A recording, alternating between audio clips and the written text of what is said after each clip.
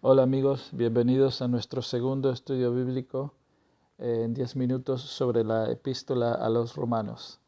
Hoy comenzaremos a desempacar y a expandir sobre el tema y el propósito de la carta. Si todavía no has podido escuchar o ver el primer video de esta serie, te recomendamos que lo mires o lo escuches antes de para poder seguir construyendo sobre los fundamentos expresados en ese primer estudio. Así que metámonos de lleno a considerar la temática de hoy, mirando la tesis de esta carta, la cual está expresada en estos versículos, que son dos de los versículos más famosos de esta epístola. Romanos capítulo 1, versículos 16 y 17, que dicen así: porque no me avergüenzo del Evangelio, pues es el poder de Dios para la salvación de todo aquel que cree, al judío primeramente y también del griego. Porque en el Evangelio la justicia de Dios se revela por fe y para fe, como está escrito: mas el justo por la fe vivirá. Pablo comienza el versículo 16 diciendo: no me avergüenzo del Evangelio. Yo creo que Pablo está diciendo que el Evangelio no avergüenza en el futuro, cuando se manifieste la gloria de Dios en la consumación, ni tampoco ahora, aunque pasemos por críticas, oposición, sufrimientos o tribulaciones. Hablaremos más de esto cuando lleguemos a Romanos capítulo 5. Pero ¿por qué no avergüenza? Porque sin el Evangelio y sin la salvación que proviene por medio de la fe en Jesucristo, todos los seres humanos estamos bajo la ira de Dios. Es decir, sin Cristo, los seres humanos seremos avergonzados y humillados. Por eso es que Pablo dice: no me avergüenzo del Evangelio. Y esto va de la mano con el principio dado por Jesús en Mateo 23, versículo 12, que dice: y cualquiera que se engrandece será humillado, y cualquiera que se humille será engrandecido. No me avergüenzo del Evangelio. ¿Por qué? Porque es poder de Dios para la salvación de todo aquel que cree. La palabra griega para la palabra poder es dinamis, de la cual deriva la palabra dinamita, y se refiere a que el Evangelio es el poder exuberante, el poder sobrenatural, el poder de un rey, y ese es el poder de Dios para salvar. Para la lógica humana, el Evangelio es una locura. No tiene sentido que Dios el Hijo viniera a pagar gratuitamente por nuestros pecados, darnos su justicia, darnos del Espíritu y la bienvenida a la vida eterna, aún siendo pecadores. En 1 Corintios capítulo 1, versículo 18 dice: porque la palabra de la cruz es necedad para los que se pierden, pero para nosotros, los salvos, es poder de Dios. Así que pidamos a Dios que nos abra los ojos de nuestro entendimiento para que podamos ver la exuberancia y el poder sobrenatural del Evangelio. Vayamos ahora al versículo 17 de Romanos 1, que dice: porque en el Evangelio la justicia de Dios se revela por fe y para fe, como está escrito: mas el justo por la fe vivirá. Ahora yo me he preguntado, ¿a qué se refiere la palabra justicia en este versículo?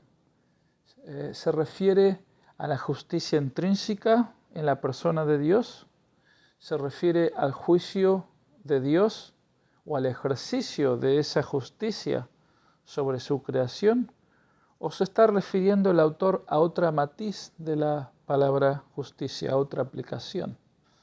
Para responder a esta pregunta, creo que el entendimiento de una técnica literaria muy usada por Pablo en sus escritos y otros autores bíblicos, llamada inclusio, nos va a ayudar a descifrar el significado de esa palabra. Hablemos brevemente, ¿qué es el inclusio? El inclusio es una técnica literaria que consiste en crear un enmarcado al poner material similar al principio y al final de una sección, párrafo o toda una carta en este caso. Hablaremos más sobre el inclusio en otros estudios, ya que Pablo utiliza la técnica del inclusio muchas veces en Romanos. Por ejemplo, no lo dijimos ayer, pero en el versículo de Romanos capítulo 1, versículo 5, el versículo que compartimos ayer acerca de la obediencia a la fe, está enmarcando un inclusio, porque al final de la epístola, en Romanos capítulo 16, versículo 26, él pone el mismo contenido y enmarca la epístola haciéndonos saber que la obediencia a la fe es el llamado a la acción que debe resaltarse en su carta y que no debemos perder de vista este mensaje. Pero volviendo a nuestros versículos de hoy en Romanos capítulo 1, versículos 16 y 17. El autor enmarca esta sección de su carta con los versículos en Romanos capítulo 3, versículos 21 y 22, que dicen: pero ahora, aparte de la ley, se ha manifestado la justicia de Dios, testificada por la ley y por los profetas, la justicia de Dios por medio de la fe en Jesucristo, para todos los que creen en Él. Esta inclusio nos da la pauta para descifrar el significado de la frase la justicia de Dios que se revela por fe y para fe, en Romanos capítulo 1, versículo 17, la que se ha manifestado por medio de la fe en Jesucristo para todos los que creen en Él, según Romanos capítulo 3, versículo 22. Es decir, que este versículo explica el anterior. Así que en el versículo 17, la justicia de Dios se refiere a la justicia que es dada u otorgada a todo aquel que cree en Jesucristo. Pablo aquí introduce la doctrina de la justicia imputada.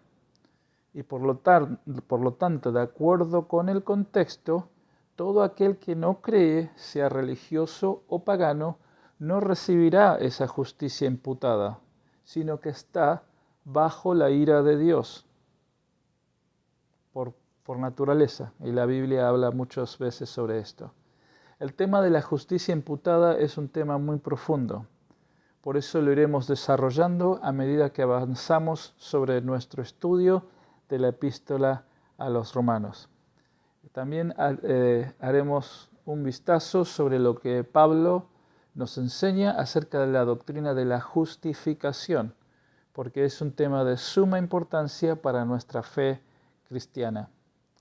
Hay que notar que se podría decir muchísimo más sobre estas cosas, pero dada la brevedad de estos videos nos restringiremos a los elementos fundamentales de esta epístola. Entonces, como resumen, hemos compartido acerca de que el Evangelio no nos avergüenza ni ahora ni en el futuro, porque es el poder milagroso, exuberante de Dios para la salvación. El mensaje de la cruz está en contra de la lógica humana y se aplica para mucho más que el momento de la oración inicial de fe. Y por lo tanto, debemos escuchar este mensaje una y otra vez en nuestras vidas para que siga transformando nuestras mentes y edificando nuestra fe. Porque en el Evangelio la justicia de Dios se revela por fe y para fe. Es decir, que la justicia imputada de Dios es dada u otorgada por medio de la fe en Jesucristo a todo aquel que cree para la salvación eterna y para la vida cotidiana en esta tierra. Bueno, por ahora me despido esperando que este contenido les haya sido de bendición y nos vemos en el próximo estudio sobre la epístola a los romanos.